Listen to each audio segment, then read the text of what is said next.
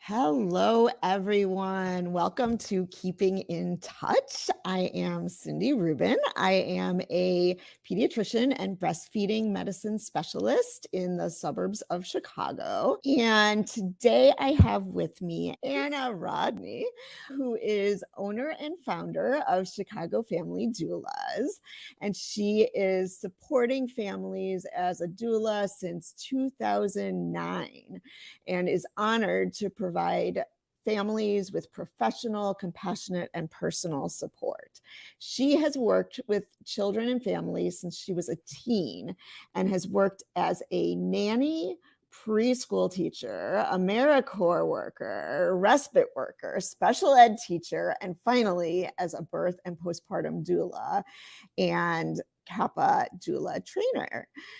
Being a lifelong learner, Anna earned her master's degree in education as well as multiple degrees in special education and is certified as a labor doula, postpartum doula, and childbirth educator through Kappa.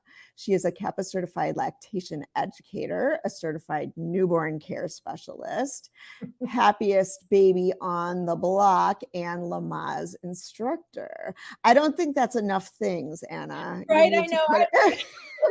Stop. No, but I think it's amazing. So welcome, Anna. Thank you for being with me today. Thank you. And, I want you to do a little introduction of yourself too. But what I really would love to talk about is how did you move through these things and end up where you are? Because that's what's fascinating things that I can hear about people is just the path. Where you end up is often not where you had thought that you would end up. For sure. And I love hearing the stories. So again, welcome. Thank you. Yeah, of course. And tell us a little about you and how you landed where you are. Yeah, absolutely. Well, thanks for that introduction. And it was long-winded about all the and I cut it too. I cut a lot out. So yeah, you missed a few. Just kidding. But yeah, I think like many people found doula work through the birth of my first baby. She's 13 now, a little over 13. And my family actually had a history of doing unmedicated, but they all had very precipitous births. So meaning they were like 2 to 3 hours long. Gotcha. Very fast. Okay. Mm-hmm. So when I thought of the birth of my first baby, that was my plan. I was going to have a 2-hour, super easy. And anytime I told that to anyone who knew better, they were like, Anna, you should kind of plan for, more than a 2-hour labor, and you need some coping skills, and you need to actually plan for this a little bit more than what you're imagining. Yeah. Didn't believe them until I was 37 weeks pregnant. A family that I was their respite worker for about 12 years. So I worked with this family for a very long time. The mom did home births with last 3 of her 4 kiddos. And she was like, I am buying you a doula and I'm signing you up for my friend's birthing from within class. And so I was like, okay, maybe I was about 35 weeks at this point. So it was very late in the pregnancy, but thankfully she did that for me and she knew better because I had a 42-hour labor and I get to the hospital and I'm hooked up to the monitor and they're like, yeah, you're having contractions every 5 minutes. And I'm like, yeah, it is easy. This is easy stuff here. Then 2 hours later, I had my daughter after many, many hours of it being very hard. Yes. So grateful. Actually, the family that I was a respite worker for, Chantel, she ended up coming to the hospital. She took care of me with the doula. She was awesome. Took pictures. She was such a strong support. But so long story short, I had not only a doula, awesome childbirth class, an extra support person that really birth and labor and coping, my husband, a friend. I have people around me. I Yeah. did actually do an unmedicated birth. Okay. Definitely not the pathway that I thought it would be, but I just looked back on those days and thought Yeah. like, this would have been a C-section. Like my water was broke for 5 days. Oh, Like there wow. was Oh so my many gosh. things that this would have been a C-section. If it hadn't been for my doula, if it hadn't been for her questions, helping me navigate the questions, trust in my Yeah. body that I could do it. So that's how I started this pathway of becoming a doula. I actually took the plunge when I was about 6 months from completing my master's degree.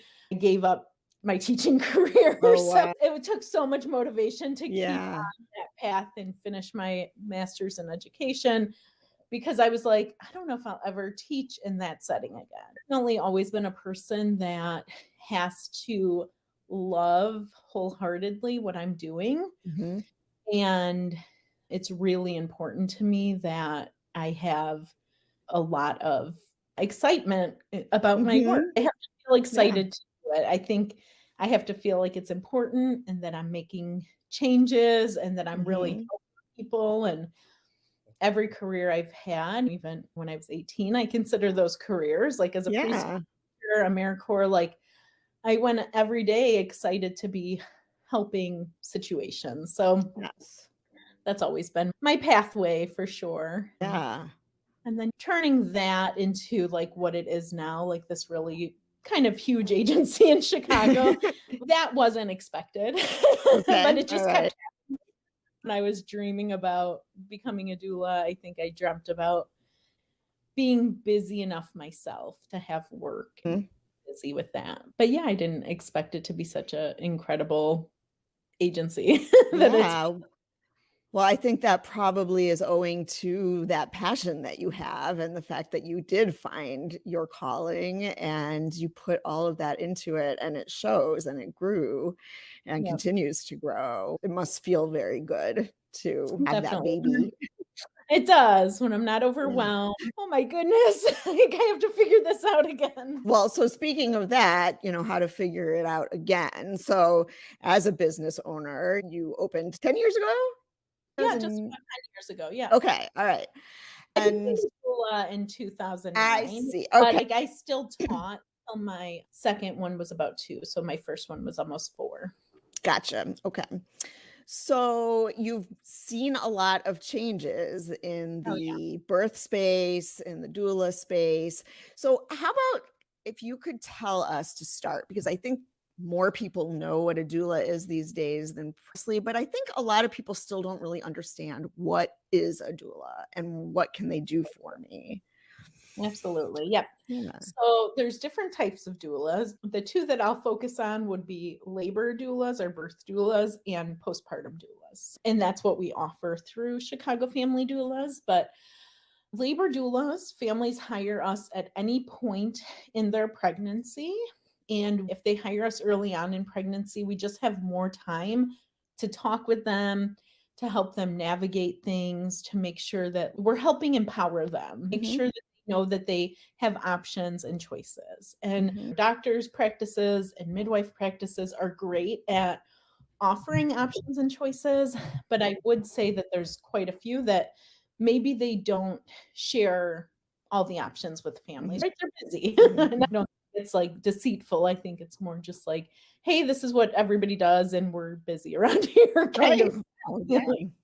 Yeah. I know you could relate even being a pediatrician. I know we've talked about that before. Like when you have 100 patients a day, you can't spend more than 10 minutes with them or Exactly. less. Exactly. So Yeah, it's the system. And so thankfully there are other parts of the system or other people who can support you outside of the system who can spend more time. absolutely. So yeah, Yeah. we kind of fill in that gap, that educational piece. And then even through like teaching about classes and other resources, we really are big into connecting families with all their resources because they don't know. And the things we hear from families all the time is like, I don't even know the questions to ask. Right. Like, this is also new to me. So yeah, so we support families in pregnancy. Doulas can be hired really at any point in the pregnancy to be that support system, to provide with resources and education, and just make sure that families know what's out there, because they just don't know if they aren't told often. Right. It's a whole new thing to navigate. And Right. then, of course, labor doulas go with families to the hospital, or if they're having a home birth, we support them through that. And like in early labor, when they don't quite know if they're in labor yet or what to Yeah. do or how to cope, the doula is really providing lots of great information and just making sure the family is comfortable staying at home for as long as they want to. So some of our families that are doing more like a less medicated birth, they might stay home till contractions are 3 or 4 minutes apart. So the doula might go out to their home and support them there also. Okay. And then we stay with them through labor, birth, and immediately postpartum.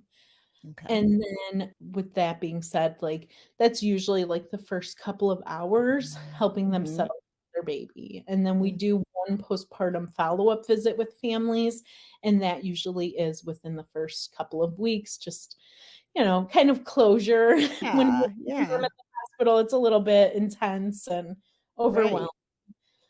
And then, yeah, that's kind of where postpartum doulas take over, hire us for daytime support, overnight support for many months, or for a couple weeks or 1 week. We're super flexible, and we recognize that every single family is different. And Yes. like, if a Yeah. family has lots of other family, maybe they just need somebody to come in and teach them a little bit about what's normal and their baby and good routines and a good sleep schedule and things like that. And if a family doesn't have supports, then we might really play an even bigger critical role, helping them get Yes. naps, helping them with everything, straightening up, laundry, routines, baby care, dishes, kind of everything. Wow. Yeah. How important is that? I mean, just having an extra set of hands, really, at home to do whatever needs to be done. I think people, just like you kind of said in describing your own experience having your first baby, you just have no idea what it's going to be like, the labor, the delivery, or the postpartum experience until you've been through it. And unfortunately, that leads people to not line up those supports ahead of time a lot of the time. Yeah, absolutely. Like, it's hard to know. And I mean, I often say sometimes we're the bearer of bad news as well. We'll have families reaching out and being like, I think we'll need support for like 2 to 3 weeks until our baby's sleeping through the night. And I'm like, 2 to 3 weeks. Let's start there. But yeah, unless Yes. people are taking classes or have been around a lot of other babies and have a more realistic understanding, why would somebody know? Right. Like it's just Right. not in their normal day to day. Right. And I can tell you from my own experience, I mean, I was a pediatrician, and so I was around this all the time, both in terms of being in the delivery room and seeing babies after they were born, both in the hospital and in the clinic. And I had no idea what it was like, none whatsoever. Isn't that Yeah. funny? I think you knew like what was normal and what is, but you just don't understand how it's nonstop until you're Yes. living it. I mean, I've been around kids. I'm from a big family, like I'm the second oldest of 5, and I took care of my brothers. I slept by my mom's bedroom door, and every time they cried in the middle of the night, I ran in there and helped. And I'm Oh, like 10 and 13 years older than them, so I was old yeah. enough to understand. But I've been around kids my entire life, but it's so different when you're the one making every single decision for the baby, Yeah. and that like nonstop pressure Yes. of This is yours. Yeah, it's overwhelming. And then you've got everything else going along with it. Like you're healing from a huge physical event that just took place with your body, whether you deliver naturally or vaginally or C-section or whatever. So you're dealing with that and all the hormonal changes and, just so many things all at once.